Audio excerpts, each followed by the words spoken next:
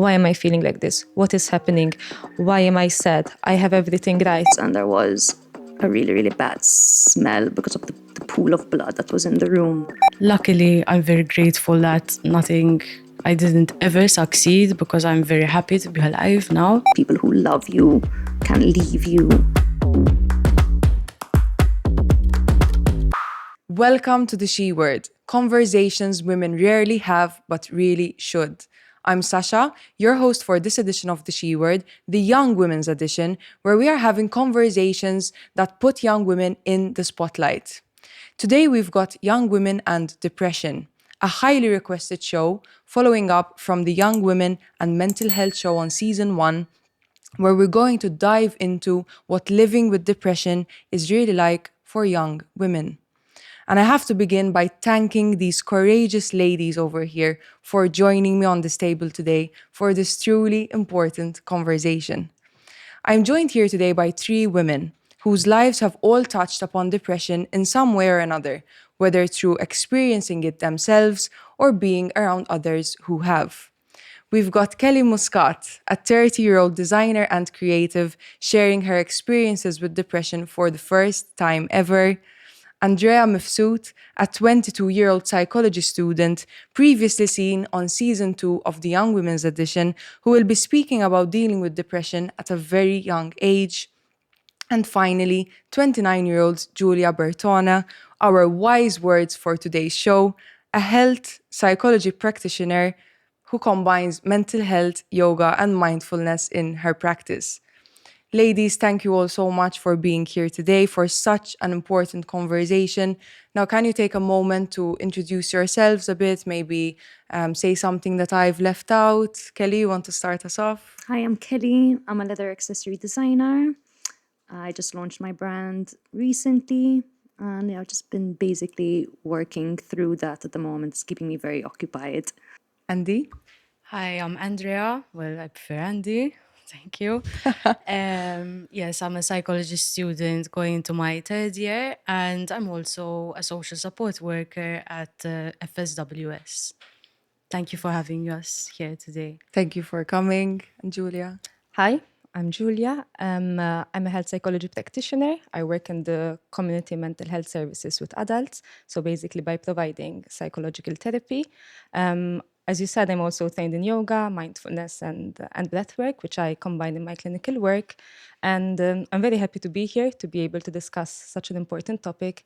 And hopefully, through this discussion, we can educate and instill some hope in the listeners. Definitely. I love learning so much on this table, and I'm sitting here and I'm actually the one absorbing new information. I always know this is going to be such an informative show for anyone who might be watching us, who might be going through it themselves, and they can actually find, a safe space where they can feel understood. So before we go into our own experiences and start our discussion, I just want to start off with some statistics. So globally, it's estimated that about 280 million people suffer from depression, according to the World Health Organization. However, in Europe and some other regions, depression rates are higher, particularly among age groups and demographics. For example, in Europe, about 14%, that is 1 in 7, of the population has experienced depressive symptoms or disorders at some point in their lives. The highest rates of depressive symptoms are found among young people aged 18 to 34, with 25% of young adults in Europe being at risk of depression and women disproportionately affected. Depression among younger females remains a critical issue across European countries, with the pandemic worsening the mental health situation significantly. I mean, what is your reaction to these statistics? Maybe you want to comment on them. Do they come as a surprise? Um, uh, it comes as a surprise, yes and no. So the numbers are really high, which is alarming, and it is concerning.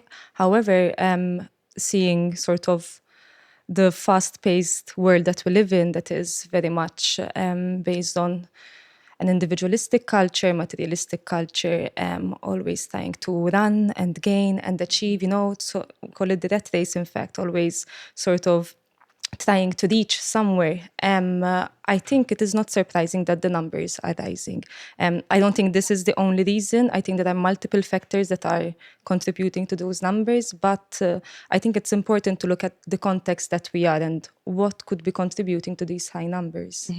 And we will discuss those factors in depth as we go along. Would you like to add something to this? Completely agree with what you said. Yeah, same. So I want to start off by asking you, so that we have a bit of a framework of what depression is laid out before we start discussing, like from your own experience, what have you seen when it comes to depression affecting young women? One of the factors is what I just mentioned, so the fast-paced individualistic society. I think we've become a lot really concerned about achieving and sort of this constant need to be a better version of ourselves, which is a good thing, but sometimes it can lead us to be too concerned on the self and a bit separate as a community. So I think that is also something that younger generations suffer from, this loneliness and sort of lack of community. We've started to engage much more on social media. So we have a lot of friends on social media. We can connect with people who live in another country, but then I feel that we lack this real life sort of connections, which can also be a contributing factor. Also, younger generations have become more aware of global challenges, so like climate change, wars, and this triggers a lot of fear, of anxiety, of helplessness, which is a risk factor for depression. There's also current situations. So, for example, young women in Malta might experience the difficulties with unaffordable housing, which is a reality. You know, how can you plan your future when you see the cost of living, it's rising, and it's sort of very difficult to keep up with. There is also perhaps the hormonal influence. So as women, the hormonal fluctuations are a lifelong ride. So we start with puberty, and then there is menstruation, pregnancy, postpartum, menopause. And these hormonal fluctuations are a risk factor as well for depression. And then there are also health conditions which are specific, or let me not say specific, but women are more high at risk. So fibromyalgia, PCOS, endometriosis, which, as you had discussed in previous episodes, they are still under-researched, misunderstood, underdiagnosed, and of course, this creates a lot of stress, anxiety. Being underdiagnosed, misdiagnosed is another risk factor. So I think a combination of all of this, as well as another fact that women are more susceptible to abuse, to gender-based violence, to harassment, and that is as well another risk factor. There is just so much, right? Yes. I mean, I want to start with you, Kelly. I want you to explain, like, share your story with us. I think my experience with depression started at a very young age. My mother suffered with bipolar disorder and depression. She had extremely bad depressive episodes, which led to multiple suicide attempts. They were very, very traumatic for obviously a young child who didn't understand what she was, going through and stuff. One of the first times she tried committing suicide, she overdosed on her medication. So that's why I have a very bad relationship with antidepressants and all that. So it was really hard to see. So my dad even broke down the door trying to get to her and stuff. And this would always happen 2 weeks before Christmas. So I know that Christmas is also a time when depression actually rises amongst, both male and female. The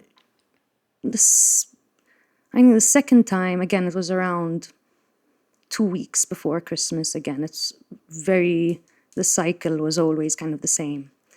And I was studying with my father, really chill, and she went to go have her afternoon nap. When he went to go check on her, I just see him running out of the room in rage, just saying mommy's hurt herself. And I went to run to my brother who was studying another part of the house. And all I remember is her being kind of carried out of the house with basically her arms wrapped because she had like literally slit her wrists. And I remember going into the room afterwards, and there was a really, really bad smell because of the pool of blood that was in the room. And for that time, I spent a lot of time away from home because I felt like I couldn't look at this person for quite some time. So I stayed with some family members, which helped. And for a period of time, she was okay, but it was quite repetitive, her habits. And how old were you here? I think I was around 8 years old. That's a lot to deal with when you're still that young. Definitely. 8. And it's like you'd always try to cheer this person up because all I knew was, oh, she's sad and everything. You don't really understand what depression is or what what bipolar actually is at that moment in time. And it also used to affect my relationship with friends because I would say, I'm going to go hang out with these particular friends at school, and their parents wouldn't want me to hang out with them. Because she's like, your mom's unwell, that people didn't understand what depression is, and at the time. So that had affected also my childhood and with meeting people and everything. One of the last times she had there's basically this plant around Malta which grows.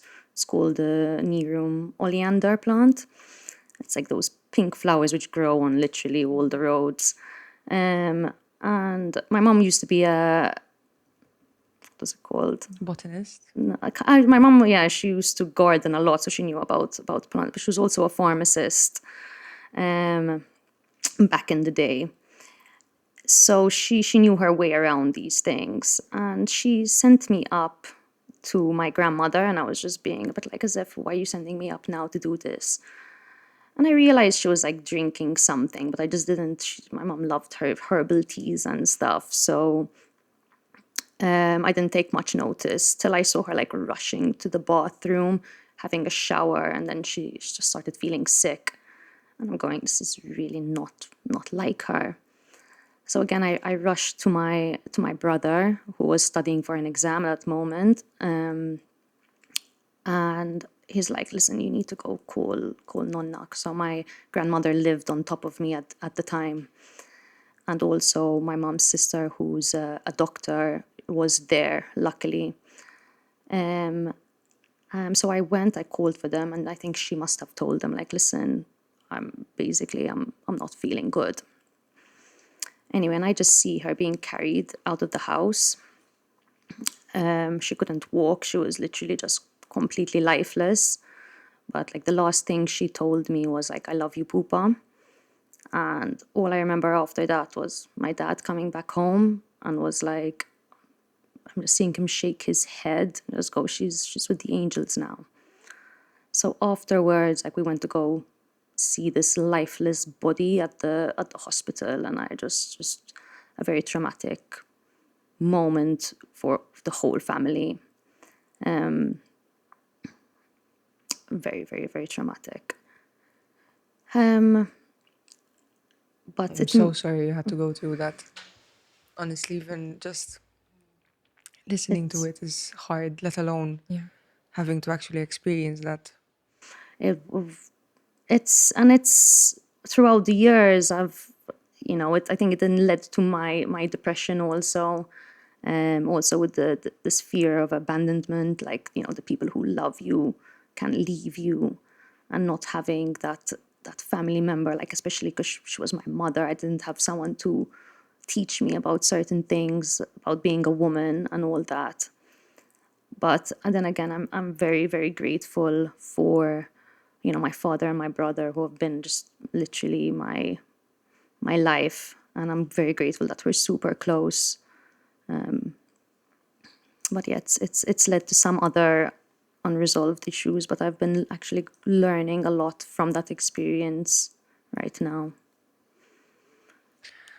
So you mentioned that probably, I mean, directly it then impacted how your own mental health developed. But as you grew up? And how old were you when this happened? So I was around 10 years old when she had actually committed suicide. And then how would you say that it's affected your own mental health? Like when did it start? I think I never realized that I was suffering with anxiety. It was only until somebody mentioned to me, I think you're anxious. I think you're suffering with anxiety. And I'm just like, what is anxiety? I started seeing a therapist, but should always speak to me, but I didn't, I guess, care at that point in time. I think I was badly affected with depression. It hit me then throughout COVID when I was Okay. studying in London. I was literally, I stopped going to university, which was everything, what helped me get through a lot was actually, studying and working and doing my creative work. And when that all got taken away and I was locked inside my really small apartment there, I think that's when it first hit me properly. And then I moved back to Malta. And then eventually I started seeing my therapist during that time, and she also uses yoga as her practice. And I also went on antidepressants for a while, but it numbed everything for me. I couldn't be creative. I couldn't think about my designs. And it made me feel actually even more isolated because I felt like a lot of people don't understand what depression is. Like I hear as well a lot of people saying, oh, I'm just so depressed. And I'm just like, bitch, are you? Like, do you know what it means? And they use certain words like in vain. And I'm just like, yeah, I think just be careful of your words. So yeah, when I was on antidepressants, it just numbed everything for me. And I felt like I don't think I'm going to heal from this. It's just, you're putting just a mask over something. So unfortunately, I just stopped this medication, which was a very bad idea because I had some side effects from it. But I knew deep down like that this is not the answer. And with my therapist, I did a lot of work, which I think really helped. And I would see her sometimes even a few times per week because, again, it's not just, you have to as well find somebody who really listens to you, listens and gives you really good feedback. And I started doing the mental work. I found that practicing breath work, doing yoga, and journaling was one of the main things that had really helped me through this. And I knew that then, I was so certain then, I'm like, medication to me is not the way. As well, because of my mom, she had overdosed on her medication. I'm just like, I don't want to be on this. I don't think it's going to help somebody. I believe that there are other ways, doing meditation and practicing, mindfulness and gratitude and all that. You're building new neural pathways for your brain. But I think it's important as well to take your time, the time that you need to be by yourself, to learn what you're feeling as well and how to cope.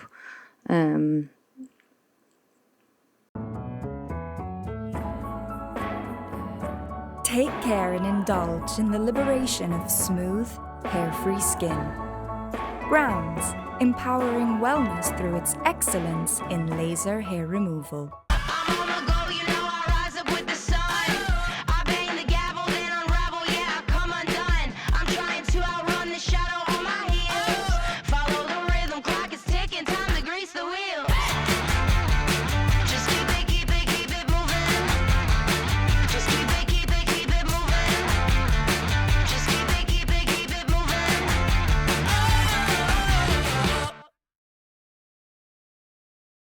Natru offers a wide range of 100% plant-based drinks produced from the highest quality water from Monsieur Natural Park and the tastiest whole grain fruits and nuts.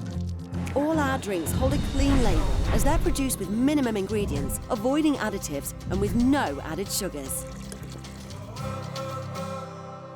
Natru, eating better to create a better world.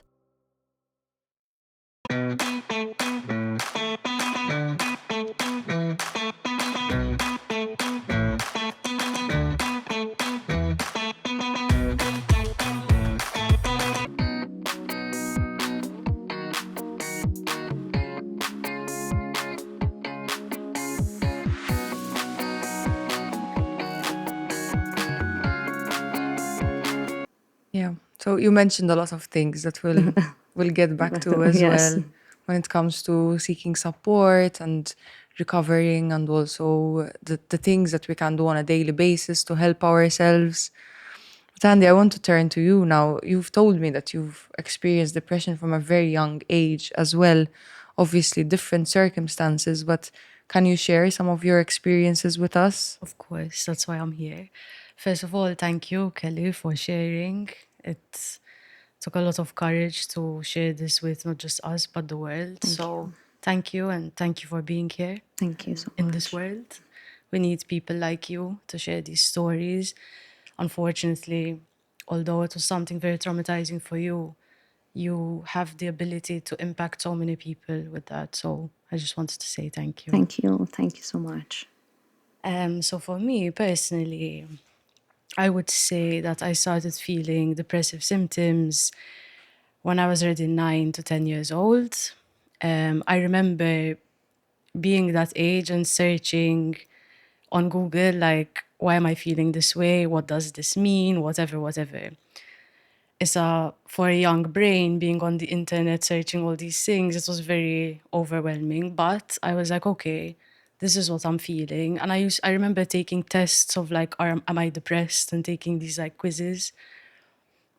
And then it came to a point where eventually I did start to self-harm. And I did so by cutting myself, even burning myself, or even sometimes just slapping myself across the face, which I still struggled with for a long time. But the last thing to leave was the hitting myself. Anyway, I remember one of the main points that I noticed that I was struggling was I used to be a gymnast and I used to love that sport with my entire being. And I remember something being wrong when I was like, okay, I don't want to go anymore. I remember turning up to sessions with cuts on my wrists and trying to hide them, which was like, at the time, it felt so normal. It was like, oh yeah, whatever, I have these things on my wrists. But I knew I had to hide them because I was like, I'm doing something wrong here. Anyway, and I managed to hide it for a very long time. It wasn't until I was about 13 years old where at the time my best friend's mother actually found out through my best friend and called my parents saying like, do you know what your daughter is doing? And my parents flipped. I mean, looking back, I understand that they maybe flipped because they were like, what's going on? And I love my parents to bits, but at the time, the first reaction was, okay, she belongs at Mount Carmel, this girl. And I remember being terrified. I was like, no, no, no. But at the same time, I was relieved because I was like, finally, my parents know now. And it was like 3 to 4 years of hiding these cuts at school every day. And I mean, people knew something was up, but I was always very happy-go-lucky, very positive. So yeah, like no one really knew. It's a lot to carry by yourself as well. It was. And then I got a formal diagnosis from a psychiatrist, and I was also diagnosed with anxiety, which is very common, especially at a young age, that you're diagnosed with depression and anxiety, not on their own. And I was put on medications. I think I was like 13, 14. Oh. And I was put on SSRIs and sleeping pills because I struggled with a lot of insomnia. There were times where I wouldn't sleep for a week, or else I would sleep too much and then I would miss school, and it was very debilitating and inconsistent. I would stop eating. I had lost a lot of weight. There were times where I remember not even leaving the house for like 2 weeks and just sleeping all day, every day, crying my eyes out all day. And my mom just coming to hug me and being like, what's wrong? Like, go outside. And she'd be speaking to me, but I would remain silent, just crying in bed all day. It wasn't fun. And obviously, no one understood. Like at school, my friends didn't understand. So I would miss school a lot. I would sleep through my van, honking the horn outside. And I would sometimes wake up to messages in our group chat saying, Min jaf jek ġejja għandi llum. Like, sorry, I said that in Maltese. But... No, it's okay. And I remember being like, wow, okay, you know, but I don't blame them because at the time, when you're young, you don't really understand these things. And so it was very difficult with friends as well. So obviously then I started to miss school a bit more. I'm actually very grateful that I had a few teachers at the school who understood and would kind of like check on me. But you've both mentioned this, so it points towards the stigma, For which sure. is definitely getting better, but For sure. up until a few years ago, it was still quite bad. The last point where I was like, okay, something needs to change was I had a very bad fight with these friends because they were picking on me, and I would always end up in the middle because I try so hard to help people, but sometimes that backfires and you're kind of being the one like in the middle of everything and everyone's like bashing on you then. And I remember being so fed up. I had actually slit my wrist really badly. And my brother actually had found me and he called my parents. I was like, Andy's bleeding, like I don't know what to do. And they took me to hospital.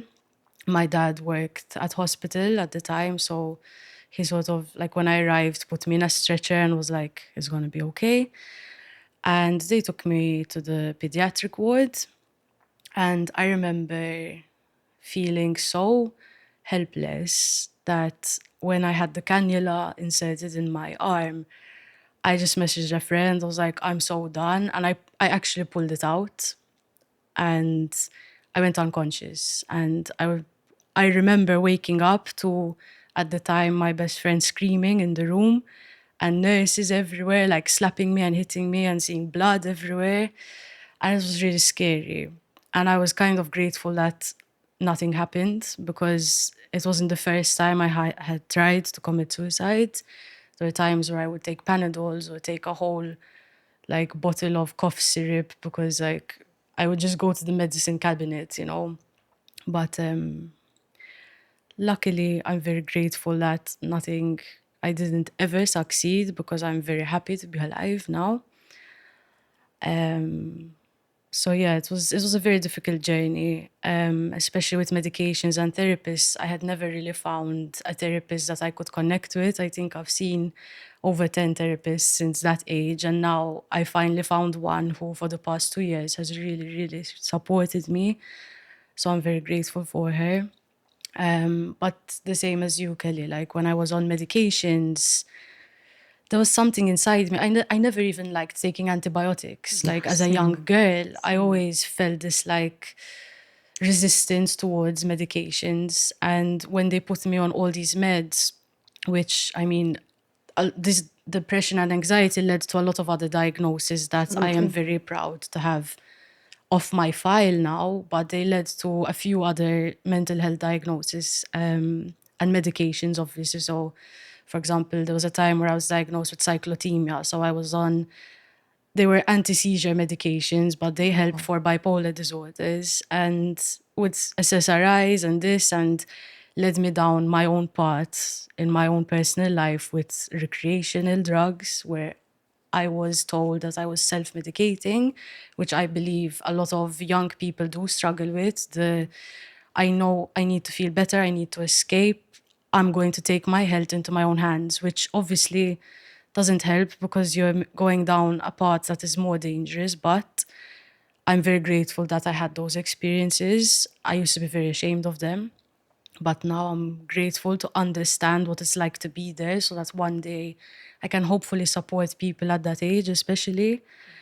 I used to think like, oh, how am I going to help people, you know? And now I'm like, I'm the best person to be able to help because I've been there, you know? Yeah, I was just gonna say, in fact, like your relationship with mental health isn't just something that you've experienced, but now you are making it your career Yes. as you speak. Yes. And So that's why I'm very grateful that I never succeeded in anything. And luckily, I managed to find the resources and the strength to pull myself out of all these diagnoses. And I really worked hard. I really, really worked hard. I threw my meds down the toilet and I was like, Ma, I'm not taking the shit anymore. And I found my own ways. So now I'm very grateful to be in the position studying at university. I mean, even that was a blow. I was like, I'm not 18. Like, I'm 18 and I'm not at university like my friends, and which is something very real. But I used to think, oh yeah, whatever, it's silly too. But it's true, you know? So I'm so happy to be completing my degree and eventually getting my warrant, because I believe that as much as these experiences shaped me, I was always one to want to help because it made me feel useful, you know? Like, for example, when I would slit my wrists and cry my eyes out, and a friend would message me and be like, listen, I'm going through something, I wouldn't even care about myself. I'd call them and they wouldn't even know, obviously. But I always put people first, which was obviously something I did have to work on for myself. But it was always inside me, that want to help. And I very much believe, and I want to bring a bit of theory into this, but while we had this unit at university, there was this theory about depression, and it's called the mismatch hypothesis, where depression kind of happens where we are misaligned with the natural urges we have versus now. So like you mentioned before, Julia, the fast-paced living and The everything. rat race. So I was going through that. I very much believe that I was misaligned. I was going through waking up to the horrors of the world, which no one really teaches you how to deal with at that age. You know, no one tells you, like, they try to protect you from it, and you're just kind of like, the world is such a horrible place. Oh my God, I want to die. But at the same time, I want to save everyone. So, and I think so many people struggle with this at a young age. And no one is, like, we learn so much at school, but no one is teaching us how to regulate our emotions and how to, like, not control, but manage our environments internally and externally to deal with waking up to the world as a young child, you know? So I believe I struggled with that a lot, with the world is a really bad place. Why am I here? Why are we all here? Sort of. So it's very existential as well. I believe depression stems a lot from that. And becoming submissive to that. So instead of sort of managing to rise above it like I have now, for example, before it was, there's nothing I can do, so might as well die, sort of thing. You kind of become submissive to that. And it's a very real thing where, especially if you are a type of person who is already submissive in your own life, how are you going to manage to dominate all of these things that happen in the world, you know? Like, so that's something that I believe a lot of people struggle with. So It's like you end up giving in to that sense of exactly, you helplessness. give in because it's like, and then at a point it becomes so comfortable that you're just like, whatever, I've learned how to live like this. It's too Becomes a hard comfort to zone. pull out now, but I'm very proud of myself for managing to pull out. And anyone listening, I'm very proud of you for managing to pull out as well, because this is really not easy, especially when you feel lonely, you know, like we do have a lack of community. And again, the things that really helped me was, other than studying psychology, which really did help, because I started understanding my own brain, the way everything works, you know, like, although they're just theories at the end of the day, they did really help me understand what was going on. And obviously, as your frontal lobe develops, as you grow up, you start understanding things that as a 10-year-old, you're not going to understand, you know? And even if someone does try to explain that, you still might not understand. So, yeah, but a lot of things that helped was, as I said, I was misaligned. So as I grew up, I started noticing, okay, I need to start doing things that help me feel like a human being. So again, yoga, meditation, breath work, being outside more, because when you're depressed, you tend to lock yourself inside and you don't have sunlight, and that is so vital for your chemicals in your brain. So everything is connected, you know? And I really, as much as I understand people need medications, and I don't have anything as such against them. However, I believe that when it comes to diagnosing young children, not just women, but even men, well, boys and girls, it is so important to look at all of these factors before diagnosing them and putting them on medications where their young brains are still developing so much. And at that age, you attach a lot to labels. Your attachment systems are still as such forming. So attaching to that identity, being on those medications on top of already having those symptoms is a much more difficult hurdle to come through when you're going through your adolescence then. So I believe if someone had just sat down with me and understood and helped me realize these things, I wouldn't have had even more hurdles to go through. So I really hope that the system, and I hope to be able to work with this one day with other professionals, where we really help young children. I mean, education, yes, as much as they may not understand, educating children about their bodies, children are very intuitive, and we kind of dismiss that, you know? So I believe that there's something more we can do before putting a diagnosis, a label, and putting children on medications. Definitely, I feel like that would have been a huge difference for me and other children to come and anyone else who has been through this.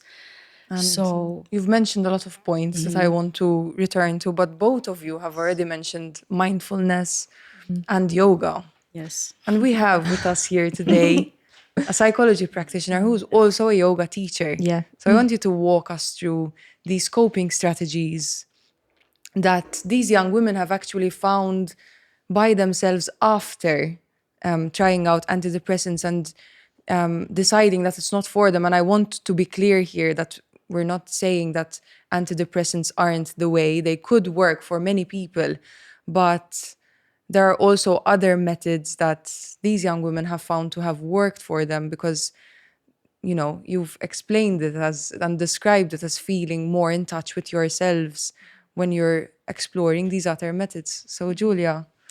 First of all, I would like to thank both of you for sharing your stories because they're very tough experiences to go through, and sometimes it's even tougher to talk about them, to open up, not knowing who's going to hear it. And so thank you for doing that. It takes a lot of courage.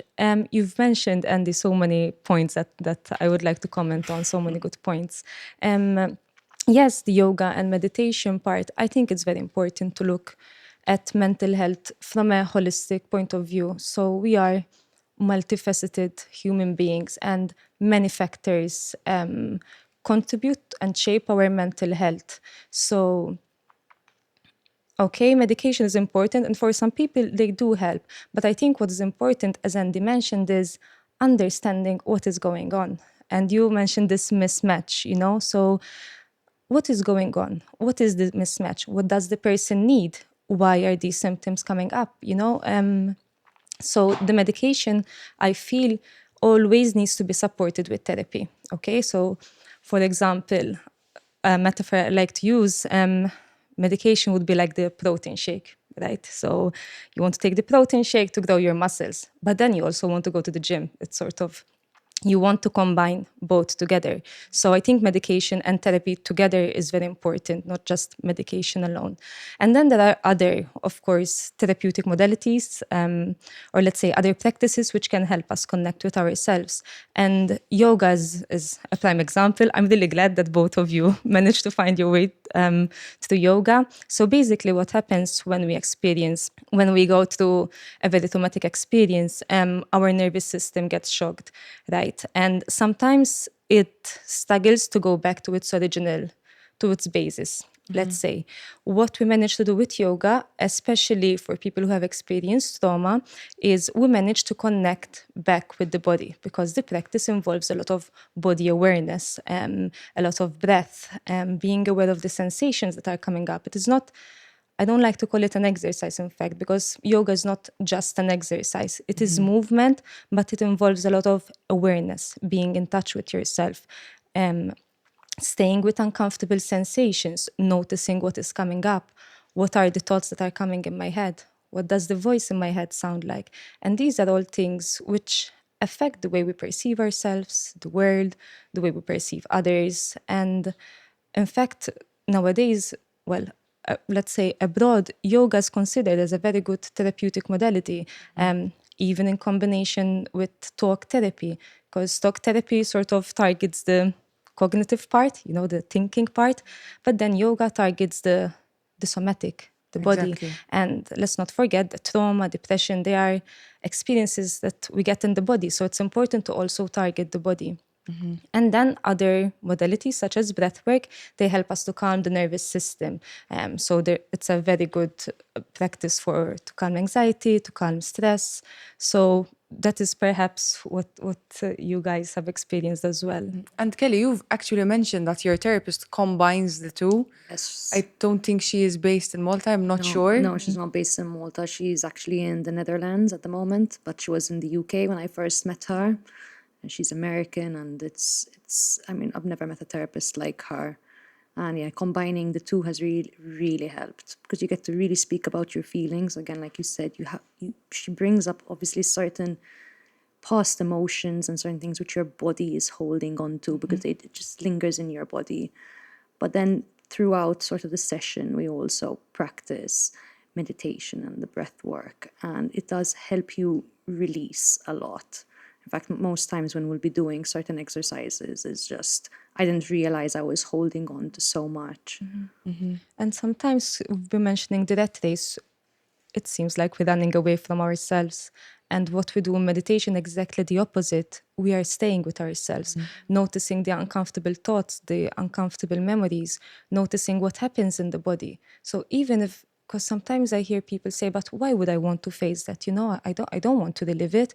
The truth is that even though you are not staying with it, it is in your body. It is in your unconscious. So by running away from it, that's what you are doing. You are running away from it. Maltese would say, "Titfaħħa taħt it-tapit." You are hiding it, but it is still there. So it is much more therapeutic for us to actually sit with it, notice what is happening, and working to the discomfort. And I like both of you mentioned finding the right therapist. I think it's important to notice that a therapist is a human being, and we need to click with the therapist.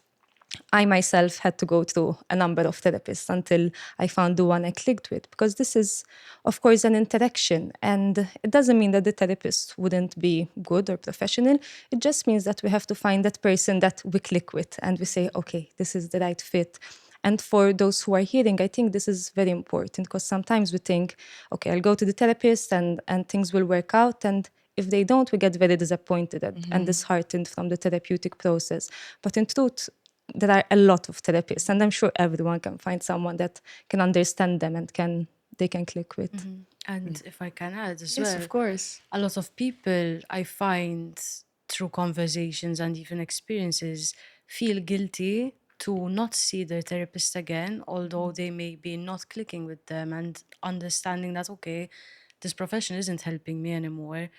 And there's that certain like guilt attached to it, that because she or he is my therapist, I can't stop going, and that like, so they say, okay, this didn't work, so then I'm not going to see anyone else, because you feel guilty that you stopped. And then there's that whole process of, so I'm so messed up that not even this therapist could help me, when in reality it was just you weren't aligned, and maybe you didn't feel safe. That's a very good point. And sometimes as well, therapists may not have certain tools to help you with a specific situation, where right. I believe a therapist as a professional should sometimes put their pride away and say, listen, this is within my limits. Oh, like, is that out of my limits? Yeah. Sorry. And refer them to someone who could maybe help them a bit more. That's right. And not everyone is able to do that as a professional. So that's very important as well, I believe. And also knowing that there are a lot of therapeutic modalities, so there is not just there is therapy and this one thing. There are so many different therapeutic modalities which work for different people and according to what we're experiencing, because everyone struggles with different things. So again, finding that right fit.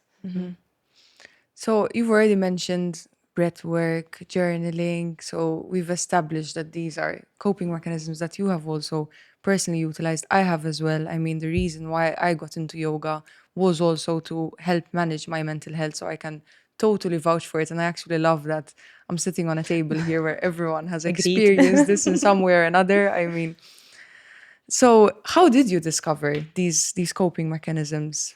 For me, it was a very gradual thing. Like, for example, as before I mentioned, I was a gymnast when I was younger, and there were a lot of injuries I had sustained from it that, again, contributed to my depression because I had to stop sports for these reasons as well. So I struggled my entire adolescence to say, like, I can't do certain sports because of the impact it has on my injuries. So it was like a journey of finding that one exercise or sport or movement that I can do that will give me the fun that gymnastics gave me with the stretching and the discipline, you know, because gymnastics needs a lot of discipline and I lost that. And then I started like seeing all these like reels on my Instagram, like pointing towards yoga. I was like, okay, I think I need to listen. And I found a yoga teacher and I pushed myself to go because it really wasn't easy. And it just kind of happened. And I was like, okay, I found that thing that has been missing since I was depressed, since I was diagnosed with depression. And I found it. And I was like, I'm not letting this go. So it was a journey, but that's what led me to it, like the background in sports and just meeting people around me who were doing these things, and they inspired me to go in that way, you know. I was always in touch with myself. I believe people who really struggle with mental health are people who are very in touch with themselves. That's my personal belief. So I believe that thanks to everything I've struggled with mentally, it led me to this path, because it was like, some people think yoga is just stretching and stuff. To me, it was more. It was a spiritual thing, which if you're not super in touch with yourself, you won't get that from yoga until maybe you are more exposed to it. So it also not just hit the physical, it hit the spiritual and mental. Definitely. And I lost my spirituality as well with depression. I was like, I don't believe in God, I don't believe in anything, because whatever, very cliche, like if a God exists, why are we all suffering, you know? So I found mental, physical, and spiritual in yoga. And I was like, wow, I hit all the spots that I have been craving through all of these experiences. And yeah, I'm never going to go back. Yeah, Like, I mean, it's a common misconception in the West that yoga is exercise, and you mentioned it as well. Like, yoga is not a workout; it's not meant to be. And you described it perfectly, that it combines all of these different levels in one and helps us to also connect deeper with ourselves through the body. I also find that it's very helpful to release trauma, especially when you have places within the body where you can notice a lot of tension. It's normally because trauma would have built up there, Holding on to it. and that is one way that you can release it. But Kelly, do you want to add something to this? How did you discover these practices? Yeah, I must agree with you. It is quite a journey.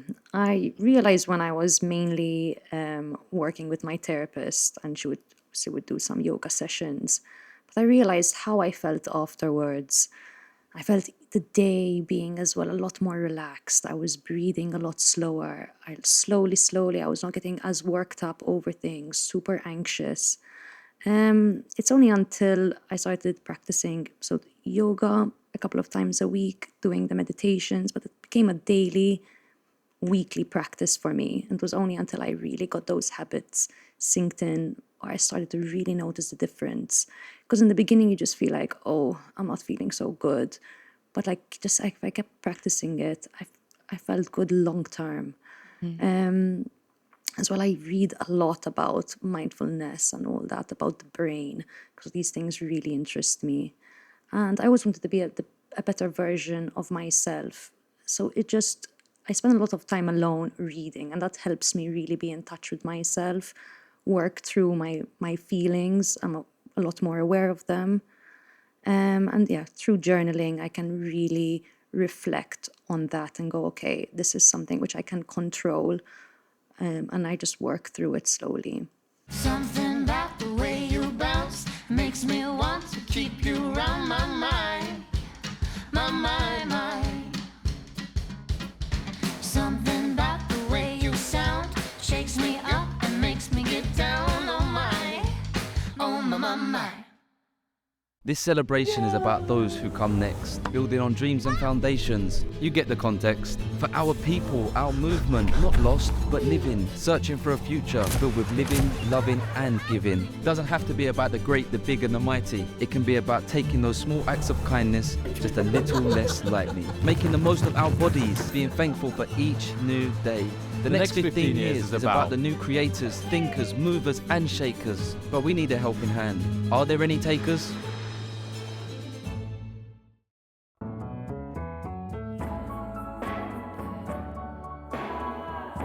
Take care and enjoy healthy skin. Browns, empowering wellness through a selection of dermo-cosmetic brands ideal for the whole family.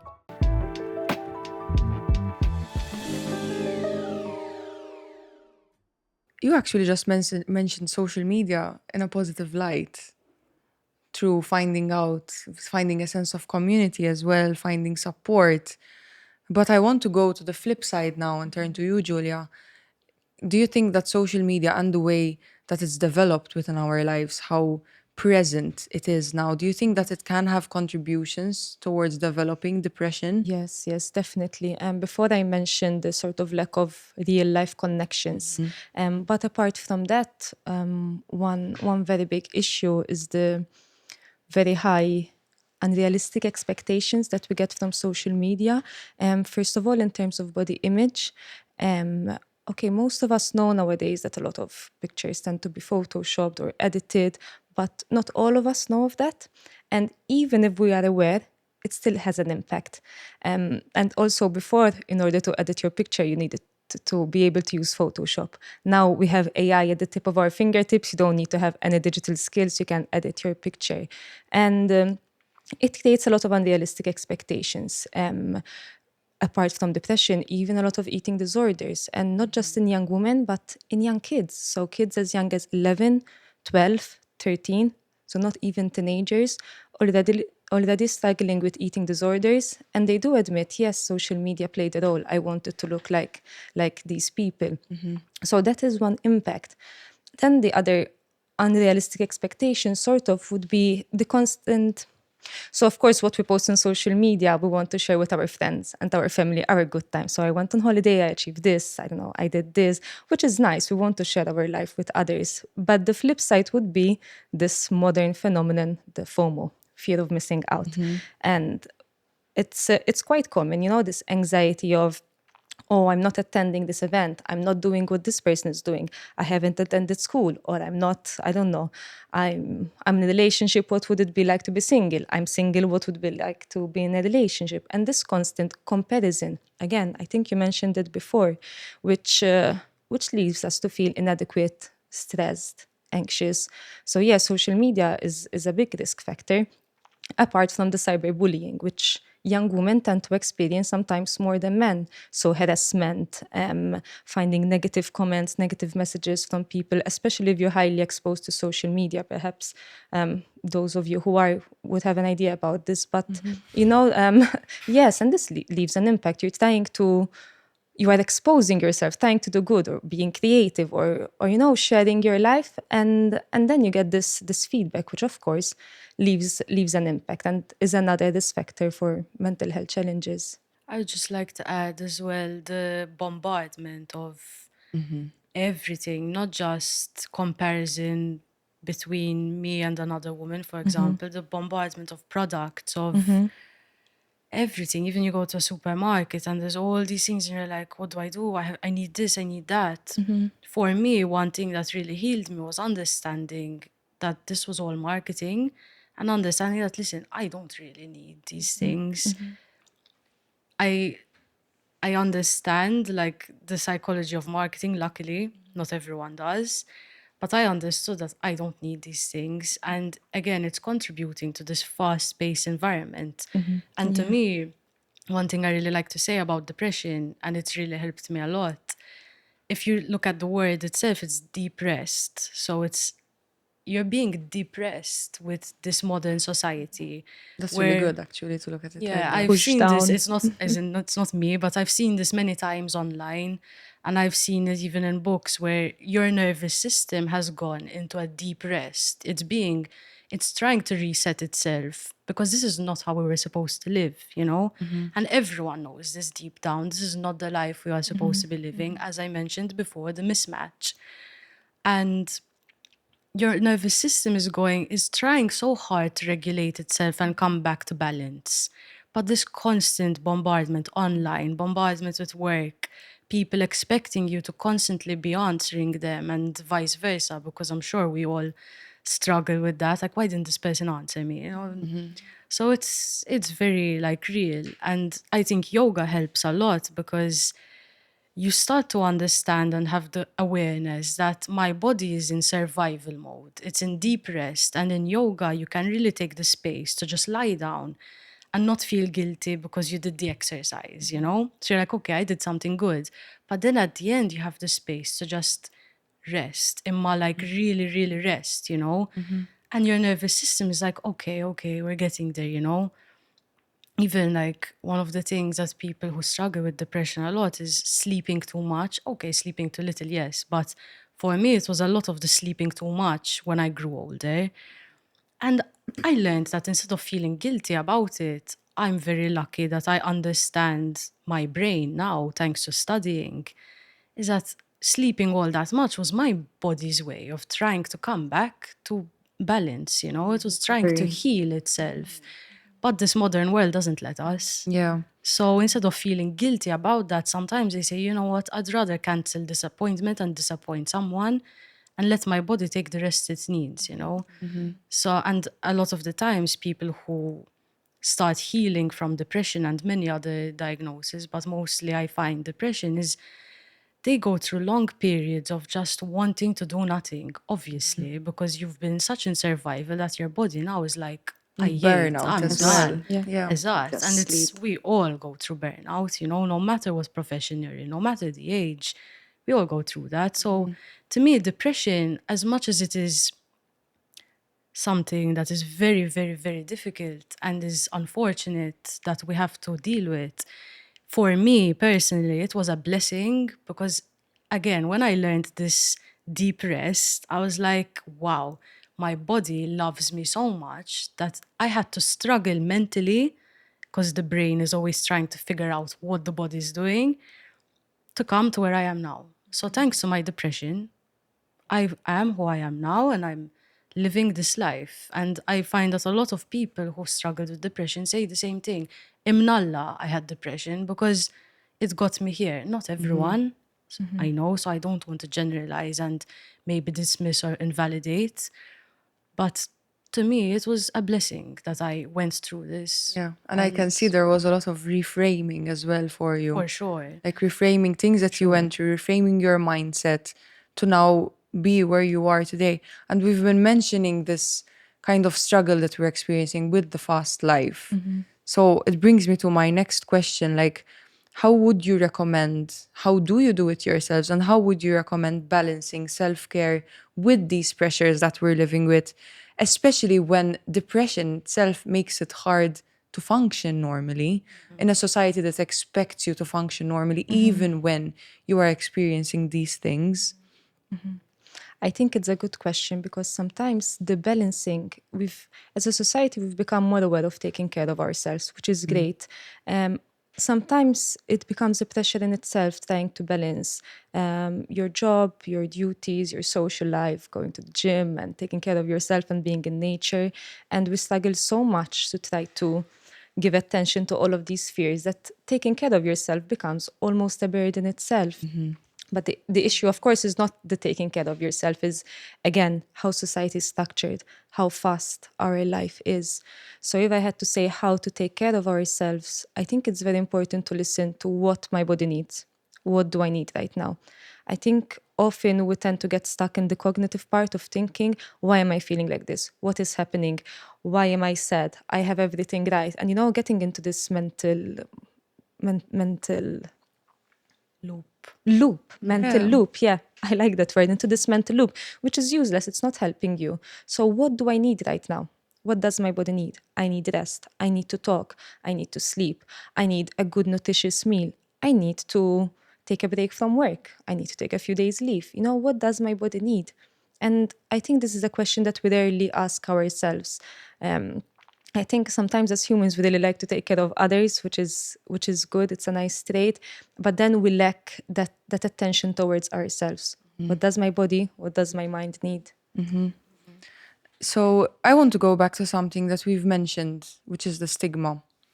And this can also be your call towards society to move towards a less stigmatizing of such conditions. But how has stigma like impacted your own experiences, and what can we do to change it? For me, stigma, as I mentioned before, put a strain on friendships, education, family. I mean, okay, I mentioned a very, very tiny portion of what I went through all those years, but it puts a lot of strain. And as even Kelly mentioned before, a lot of friends or parents being like, don't be friends with her because whatever, like it's very real. And although there's a lot of awareness and we have come very far, which we should celebrate, there are still these deep ingrained stereotypes inside our minds, which now that I understand how stereotypes work in the mind, I understand because our minds are always trying to keep us safe. And some people aren't educated on these topics. So if I have a friend with depression and I don't understand what's going on, most likely I'm going to fear that because I can't understand. And the mind wants to understand. So what it cannot understand, it fears. So I believe stigma is that fear which causes you to then even be like, compare yourself, like, I'm better, I don't have that, I'm not crazy, very like important. But That's a very interesting outlook on it. I actually never thought of it that way. And I saw you nodding a lot as Yes. well. it's one thing that really helps me understand, even because although I have been through it, I'm not perfect, and there were times where I didn't understand certain things or certain people, and I feared that, and our brains are wired to protect us, to survive on a biological level. So that's, I believe, where stigmas come from. And then it's the whole cultural and norms and whatever. It's very, very deep, this subject. But again, it's fear. So I believe education, the right education, because even some people who do provide education are scared of the topics themselves sometimes. Even, for example, myself, before, when I wanted to say I wanted to commit suicide before, I choked a bit before I said it because I was like, I can't believe I'm saying this out loud. So even I have that stigma inside me. We all do. It's just a matter of, I think for me, realizing that we all go through the same things in very different ways, but we all go through the same things. So why are we scared of each other, And again, this modern world pushing us away from each other, away from our bodies, keeping us in fear constantly. Yeah. So again, education, understanding that there's nothing to be scared of. It's important to humanize these Exact, experiences as well, for and sure. for me, the biggest thing was understanding the mind and where stigma comes from exactly, like I just said now. And I'm very grateful again that I studied it at school, but not everyone takes these courses or whatever. So I believe that education should really target like the very, very theoretical basis of how our minds work and how we interact with each other. Because at the end of the day, it's our minds interacting with each other, constantly scoping out our environment, So that's really important, I believe. And that's the way forward, Education is first. If you don't have education, how can you understand something or understand another person? Yeah. That's my take. Yeah. Yeah, I agree with you about the education. I felt that a lot of my friends in the past who didn't understand the way I was acting at that moment in time, and neither did I really know that's why I was acting in that way. So I felt like I lost quite a few friends due to that. And even when I would sort of be in my really bad, anxious moments, I would mistreat people, I would get very angry at them, and I would push them away. But soon after, like I had calmed down, like months, like even 6 months, a year later, I reached out and I apologized. But one of the friends told me, like, Kel, I knew you weren't well. Like, I knew you were going through something, so I completely understood you. So I think it is really about education. But yeah, And having that sense of understanding and empathy as well, right? yes, Not taking absolutely. things personally when it comes to mental Absolutely. health. I've had my moments as well with certain friends where I won't text back for days and weeks. And it reached the point with one of my closest friends, and he's just like, Kel, please text me back. Like, let me know you're okay. And it was from that moment onwards, I said, I'm always going to reply to his message. You know, I always appreciate people who message me and say, hey, Kel, I know you're not in the mood of messaging at the moment or being, you know, around people, but just I'm here for you. So then I noticed there are a few people who really are aware of this and who care, you know, and I think it's important finding and surrounding yourself with those type of people because it helps you a lot. For sure.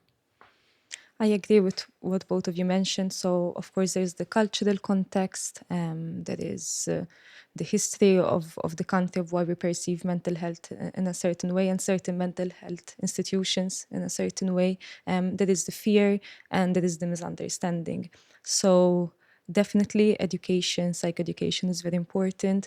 And I think one way of breaking the stigma apart from psychoeducation starts from ourselves and the language that we use. So before you mentioned a great point of the words that we use sometimes very lightly. So very often we say, I'm so depressed, when actually what we're feeling is sadness. We tend to use the words stress and anxiety interchangeably. If someone has mood swings, oh, she must be bipolar. If someone is self-centered, oh, they must be a narcissist. So we've started to learn a lot of this psychological lingo, which is great. That means more awareness. But what is happening, we are misusing this language. And what happens when we do that? It is diluting the actual mental health condition. So it is very important for us to understand what is sadness and what is depression. And one is not less important than the other. So yes, if you are sad, it's still an important emotion and you still require attention and care and all of that. But to use the proper words in the proper context, because that leads to misunderstanding what someone is going through, that leads to not receiving the proper treatment. So the stigma starts with us, being aware of the words that we are using and being very mindful of the language that we use. I think that's a really important note to start closing up and wrapping up our show on. So I want to ask you one final question. We always like to finish with some words of wisdom. So you can mention maybe if there are any positives that you have taken from these experiences, or else what your advice or message is towards young women who might be experiencing similar issues. I would say always try seek help. You cannot do this alone. Surround yourself with good people. Do the mental work. It's okay to rest and recover as much as you need, but you also got to ride the wave.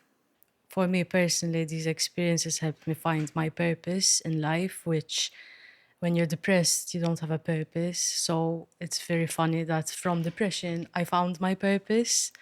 So I'm very grateful for those experiences. And to anyone listening, again, seek out support. I know it's not easy, but any support, not just from professionals, you know, like it can be just a friend you trust, a family member you trust. It might not always work, but it's important to break down that barrier of, okay, something is up, I need support. It's very, very normal to need support. We are not supposed to be alone. And although the journey to healing is very lonely, as I'm sure we've all experienced, it has led me to some of the most beautiful people in my life, including myself. So these experiences gave me the relationship I needed to have the strength to rise above all these experiences, you know? So if there's one thing that anyone can gain from struggling with anything, not just depression, is finding your own strength, you know, and believing in that strength. No matter how many times you say, I'm weak, the fact that you're even saying you're weak is already something that you're strong, like, because if you feel weak, then clearly you're someone who's strong, because feeling weakness is a strength, you know, in itself. So Beautiful. yeah. I agree Julia? with the messages from both of you. I think, yeah, for anyone hearing this, anyone can struggle from a mental health condition. It can hit us at any time because life happens and unexpected things happen. And yes, it feels like a lot when we're experiencing it, but I think it's important to understand there is help out there. There are free services out there. You don't have to struggle. You don't have to do it alone. Reach out. Even if it's difficult, reach out. And it will always be worth it to reach out. Ladies, thank you so much. I want to take a moment to say I'm just so proud of you two. I mean, I actually got quite emotional at some point. I'm so proud of you two for sharing your experiences. I mean, it really does take a lot of courage to not just share it on this table, but also for all of the people who will be watching. But I know one thing about this show is that it leaves a lot of impact. So thank you for being a part of this, and thank you for the information that you've shared, so beautifully put as well. These conversations are just so important, and I hope our audience takes away as much from this discussion as I have. I want to take a moment to offer some resources for our viewers.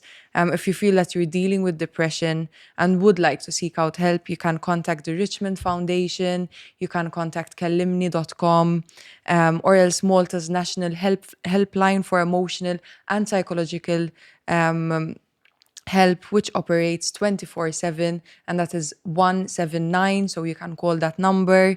Until next time, keep the conversation going on the She Word community on Facebook. Follow us on Instagram and Facebook, and subscribe on YouTube for more conversations women rarely have but really should.